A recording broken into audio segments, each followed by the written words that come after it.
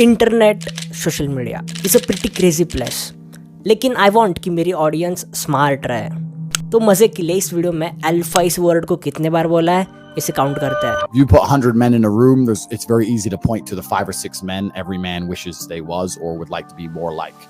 And I think that's what an alpha male is. ये है Henry TET, जिनको नहीं पता, self proclaimed multi millionaire and an alpha mail.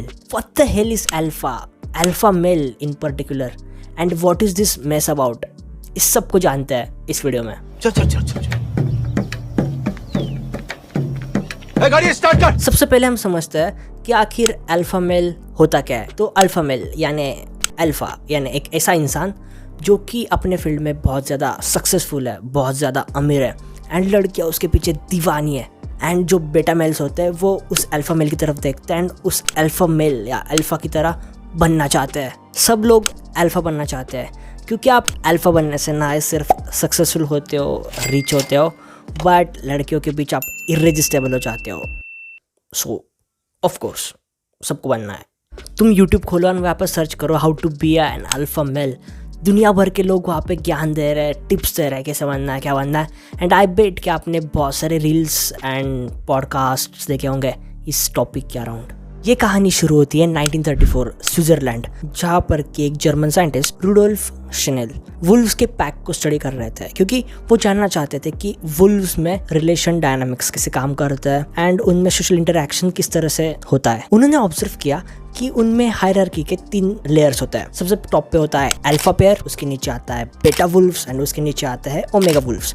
Omega Wolves यानी normal Wolves. Omega Wolves के बीच competition होती है कि वो बेटा वुल्व्स बन सके, एंड बेटा वुल्व्स एंड जो अल्फा होता है उनके बीच हमेशा कंपटीशन रहती थी कि कौन अल्फा बनेगा। एंड इस तरह से ये डोमिनेंस का खेल चल रहा होता है। वुल्व्स में अल्फा पेयर होने का मतलब ये था कि आपके पास एक्सक्लूसिव मेटिंग राइट्स है। एंड अब क्योंकि सारे वुल्व्स को मेट करना है, तो सारे वुल्व्स के बीच अपवर्ड से हायरार्की कंपटीशन लगी रही होती है। तो इन साइंटिस्ट ने वुल्व्स को करीब 8 सालों के लिए ऑब्जर्व किया एंड इन सारे ऑब्जर्वेशंस को और उनके कंक्लूजन्स को एक पेपर में पब्लिश किया। उस पेपर का नाम था expression studies in Wolves. And इस तरह से अल्फा वुल्व्स इस शब्द का जन्म हुआ। Fast forward to 1960, David Mech जो कि एक बायोलॉजिस्ट है और वो इंस्पायर्ड थे रुडोल्फ शनेल के काम से। उन्होंने अपनी खुद की रिसर्च चालू की और जो कुछ टर्म्स थे, जो टर्म्स रुडोल्फ ने यूज किए थे, उन्हीं टर्म्स को उन्होंने रीयूज किया एंड उनके खुद के रिसर्च को कंपाइल करके एक बुक में पब्लिश किया। उस बुक का नाम था द वुल्फ एंड ये बुक ठीक ठाक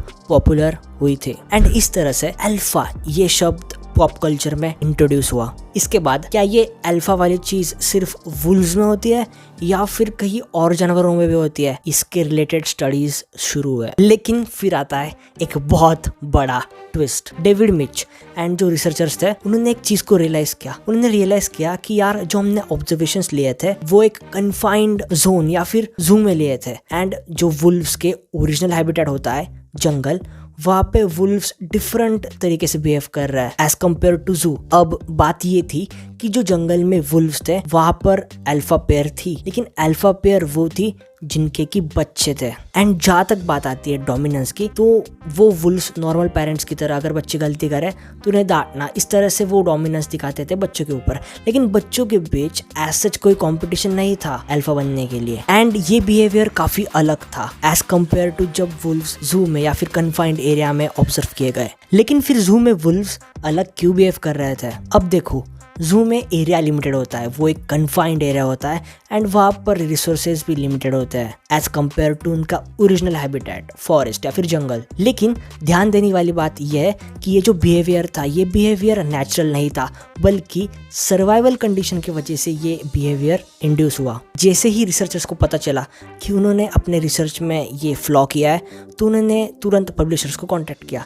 लेकिन क्योंकि बुक बिक रही थी तो पब्लिशर ने चेंजेस करने के लिए मना कर दिया। एंड इंटरेस्टिंगली अगर आप अभी जाओ एंड Amazon पे सर्च करो, then you can get this book right now. अब एक बात तो समझ गई कि एक्चुअली वुल्व्स में कोई डोमिनेंस हायरार्की नहीं होती, लेकिन कुछ एनिमल्स में डोमिनेंस हायरार्की होती है, कुछ में नहीं होती है, जैसे कि मुर्गी मंकीज, हैमाड्रेस बबून्स, वुल्व्स, इनमें डोमिनेंस हायरार्की नहीं होती। लेकिन अगर हम बात करें बीज, चिंपांजीज, इनमें डोमिनेंस हायरार्की होती है। फॉर इंस्टेंस हम बात करते हैं चिंपांजी के सोसाइटी के बारे में, जो कि रिलेटिवली कॉम्प्लेक्स होता है। अब चिंपांजीज के रिलेशनल डायनामिक्स कैसे काम करते हैं, इन सबको एक्सप्लेन किया हुआ है एक बुक में जिसका नाम है चिंपांजी पॉलिटिक्स। अभी हम बात करते हैं चिंपांजी के सोसाइटी की, जो कि रिलेटिवली कॉम्प्लेक्स होती है। तो मान लो आप उसमें चिंपांजी के अल्फा हो, तो इसका मतलब आपकी लाइफ एकदम चिल, कोई टेंशन नहीं, मस्त मजा नहीं लाइफ। आप जो कहोगे सारे चिंपांजीज आपका सुनेंगे, राइट? रॉन्ग, क्योंकि अगर आप अल्फा हो, with great power comes great responsibility. इसका मतलब ये कि आपको और भी रोल्स निभाने पड़ेंगे, जैसे कि आपके ग्रुप की रखवाली करना, ग्रुप में अगर कोई प्रॉब्लम आ जाए तो उसे रिजॉल्व करना। अगर आप ज़्यादा एग्रेसिव हुए तो सारे चिंपांजीज मिलके आपको रिप्लेस कर देंगे, एंड अगर आप उनकी नहीं सुनोगे फिर भी वो आपको रिप्लेस कर दोगे। So it is a pretty tough job then it sounds. अब ये सारी चीज़ें चिंपांजीज में अप्लाई होती है, तो डजंट मीन कि ये चीज़ें ह्यूमंस में भी अप्लाई हो। Human society is way more complex than that of chimpanzees. Human societies throughout the world अलग अलग तरीके से फंक्शन करते हैं। अगर हम ह्यूमंस में अल्फा की बात करें तो वो इंसान प्रोफेशनल लाइफ में सक्सेसफुल है, बहुत ज़्यादा अमीर है, एंड उसके फील्ड में इन अ वे डोमिनेट करता है। अब ध्यान देने वाली बात और एक ये है कि अगर आप एक फील्ड में डोमिनेट करते हो तो डजंट मीन कि आप दूसरे फील्ड में भी डोमिनेट कर रहे होगे। फॉर इंस्टेंस, एक इंसान जो कि क्रिकेट बहुत अच्छा खेलता है, क्रिकेट में डोमिनेट करता है, डजंट मीन कि वो चेस भी अच्छे से खेलेगा। चांसेस आर कि वो चेस में बहुत गंदा परफॉर्म करेगा। लेकिन अभी हम बात करते हैं आपके फेवरेट टॉपिक के बारे में, व्हाट अबाउट डेटिंग। क्या वीमेन डोमिनेंट मेन को प्रेफर करते हैं? ये जानने के लिए एक स्टडी कंडक्ट किया गया जिसमें कि 118 वीमेन को चूज करना था। उनके सामने दो ऑप्शंस रखे गए, पकड़ लो, कुणाल एंड रोहन। कुणाल जो कि कॉम्पिटिटिव टेनिस प्लेयर था एंड वो डोमिनेटिंग था, वेयरएज रोहन जो कि नॉन कॉम्पिटिटिव टेनिस प्लेयर था एंड सबमिसिव था। You guessed it right, the clear winner was Kunal. तो इससे हमें पता चलता है कि women prefer dominant man, right? Wrong. ये वो जगह है जहाँ पे और ज्यादा रिसर्च की जरूरत होती है, एंड इन छोटे चीजों से कंक्लूजन ड्रॉ नहीं किया जा सकता, क्योंकि स्ट्रेट अप कंक्लूजन्स ड्रॉ करने से आप ब्लैक एंड व्हाइट फॉलोसी में फंस जाते हो। इसका मतलब ये कि आप चीजें बाइनरी में देखते हो, यानी एक तो ब्लैक एक तो व्हाइट। इसीलिए रिसर्चर्स ने कुणाल एंड रोहन को 5-5 क्वालिटीज असाइन कर दिया है एंड वुमेन को इन क्वालिटीज को चूज करना था, एंड ना कि रोहन एंड कुणाल डायरेक्टली। कुणाल को 5 क्वालिटीज असाइन किए गए, aggressive, assertive, confident, demanding, dominant.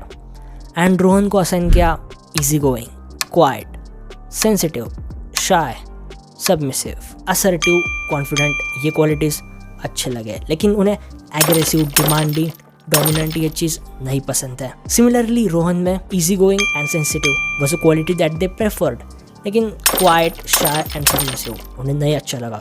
सो अगर हम रफली बात करें तो विमेन वांट ऐसा लड़का जो कि इन दोनों के बीच में कहीं लाई करता हो। तो जब भी हम बात कर रहे होते हैं लाइफ पार्टनर के बारे में, रोमांटिक पार्टनर के बारे में, तो women prefer somewhere intermediate and not the extremes. And अब बात करते हैं प्रॉब्लम के, इंटरनेट पर अल्फा इसको मिसोजिनिस्ट, टॉक्सिक एंड रिग्रेसिव इस आइडियोलॉजी में ज़्यादा प्रमोट किया जा रहा है, and it negatively affects young man and teenagers. इससे ना ही सिर्फ वुमेन के टुवर्ड्स टेक खराब हो रहा है, बल्कि इससे उनके मेंटल हेल्थ पर भी नेगेटिवली इम्पैक्ट पड़ रहा होता है। ऐसा इसलिए क्योंकि अल्फा इस चीज़ से अनरियलिस्टिक स्टैंडर्ड्स जो सेट किए गए and the aspiration to live up to that causes the damage.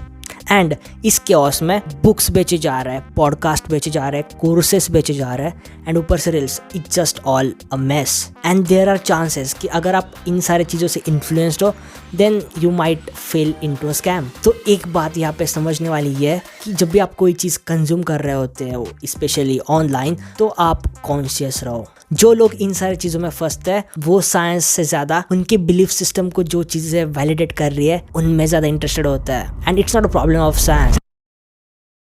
All right, thank you so much for watching this video. आप इसके बारे में क्या सोचते हो नीचे कमेंट्स में बताओ। वीडियो मस्त लगे तो लाइक कर देना, चैनल को सब्सक्राइब कर देना, वीडियो को शेयर कर देना, एंड 1000 सब्सक्राइबर्स के लिए thank you so much, it really means a lot to me.